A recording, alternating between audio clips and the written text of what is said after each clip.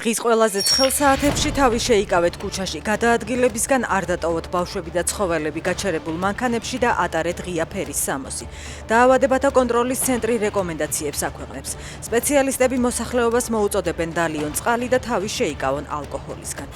ბოლო 1 წელში საქართველოში თევზი 18,2 ხორცი კი 9,2%-ით გაძვირდა. 8,1%-ით გაძვირდა პური და პურ პროდუქტები. ივლისში შარშანდელთან შედარებით წლიური ინფლაცია 5,5%-ია. ბოლო 1 წელში ფასების მკვეთრი მატებაა ტრანსპორტზე 14,2%. საგრძნობლად გაძვირდა სხვადასხვა ნივთებიც, მათ შორის 35%-ით გაიზარდა ქორწინების ოქროს ბეჭდის ფასიც.